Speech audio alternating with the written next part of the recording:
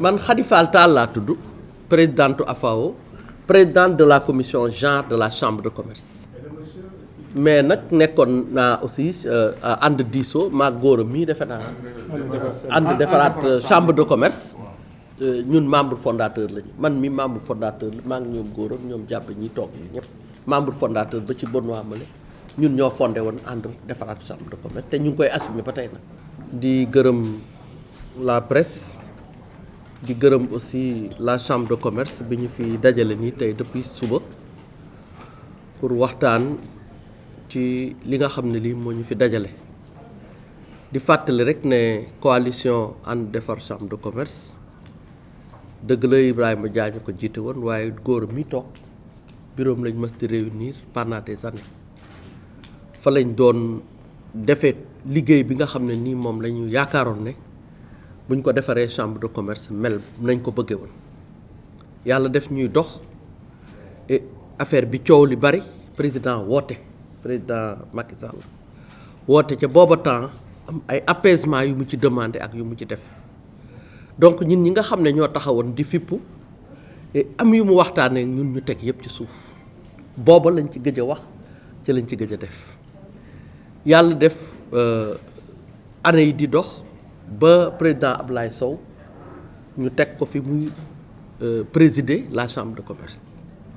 woo ñi nga xam ne ñun yan doon jàppanteek moom mu waxtaan ak ñun aussi wan ñu ne liggéey bi ñoo ko bokk te loolu la réew mi soxla mu am ay poste yoo xam ne yi dugal génn na ko defal ay réforme ci biir chambre de commerce réforme yu important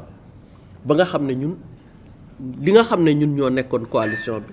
ñëw nañ ànd ak diisoo parce que ñaari camp fa amoon diisoo ak ànd defaraat tey benn lañu bu ñu ne woon suba dañuy dem élection yi yaakaar naa ne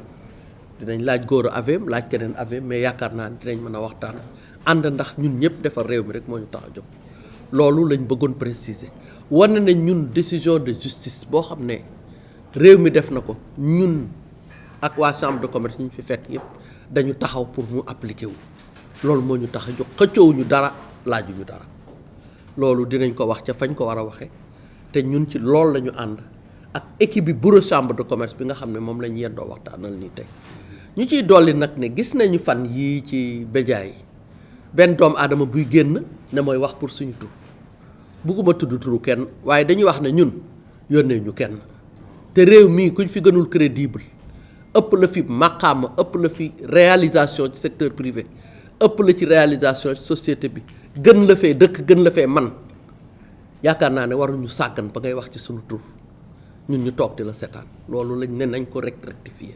presse bi itam wax dëgg yàlla am na ci yoo xam ne gis nañu ne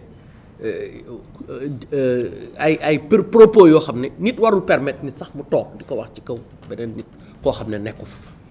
nit fu mu nekkul kenn waru ko fa chargé di ko fa teg yenn kàddu yi jëmale ko ci chambre de commerce jëmale ko ci président bi donc ñun yaakaar nañ ne loolu lu war a dakk la dafa war a dakk ci nii wala ci nale bu fekkente ne kiy wax d'après jotaay bi yëpp ko wax ñu ne dañ koy yónni mais ki koy yónni na génn waxal boppam ki koy yónni na génn waxal boppam bu mu yóbbante ndax yóbbante galgal tasul làmb waroo ko fa ko wax te ñun ñi ngi taxaw fi ñu taxoon ñi fi nekk biir xam na leen ku ci nekk sa biir ak sa biti moom mi ñuy yónni nag xam nga ku ñuy yónni doo fa nekk di perdre sa temps di wax ak moom ndax du ko mat donc looloo tax tudd ñu sax turam waaye yéen ñëpp gis ngeen télévision fan yi yëpp ku wax tudd chambre de commerce depuis 2010 rek benn nit bi la te moom rek ay ànd kon loolu la ñu amoon doon ko ci suuf di wane ne réew mi ñoo ko bokk ñun jàmm rek la ñu bëgg nañ autorités yu bees yi itam di ko tàmbalee ngërëm ci ministre du commerce bi nga xam ne mooy suñu tutelle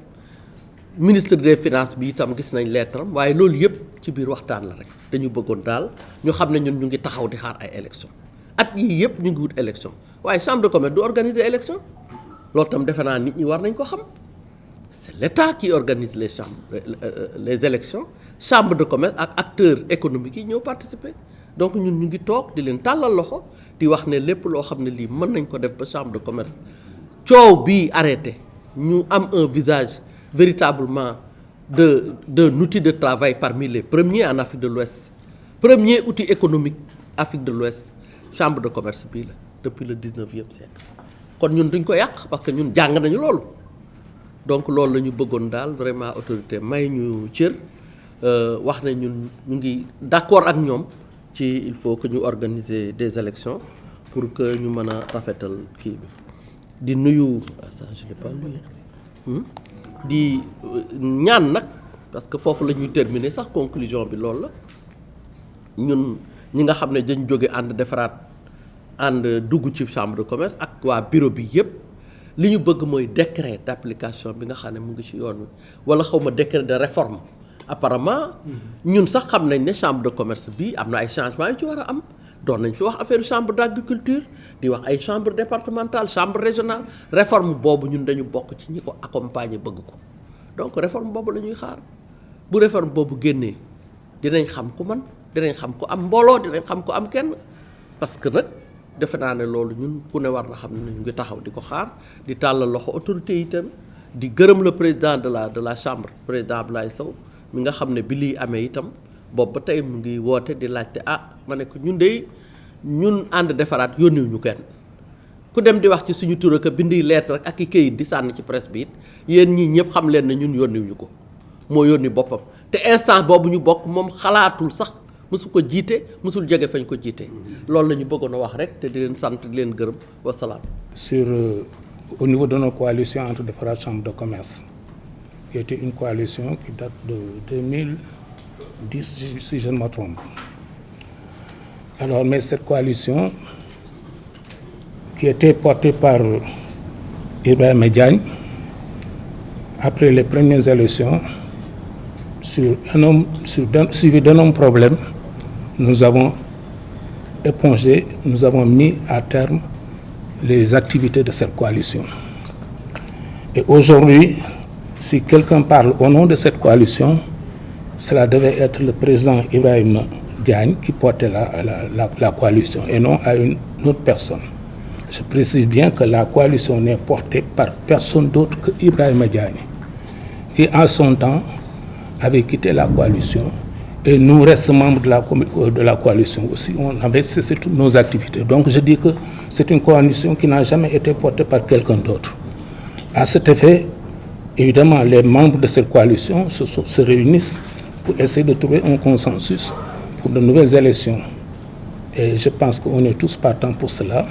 Et la suite, maintenant, après une décision du ministère du Commerce, pour organiser, on sera prêt encore à renouveler nos activités. C'est en ces termes-là que je voulais m'exprimer pour dire que la coalition a été dissoute après la disparition de son président, qui était Ibrahima Diagne et personne d'autre. Alors, donc, nous, on était membres actifs qui suivaient toutes les activités, on avait fait toutes les campagnes, et aujourd'hui, cette coalition a disparu. Et maintenant, la suite, évidemment, quand on aura programmé des élections, nous porterons candidat, enfin nous aurons notre candidat à cet effet qui pourra quand même se défendre. Et c'est tout ce que j'avais à dire, pas pour apporter les événements qui sont passés au niveau de la Chambre de commerce, la suite et tout ça, ce n'est pas de notre compétence. Ce qui nous intéresse, c'est pour dire que la coalition n'est portée par personne d'autre que Ibrahima Diagne. Voilà, je vous remercie.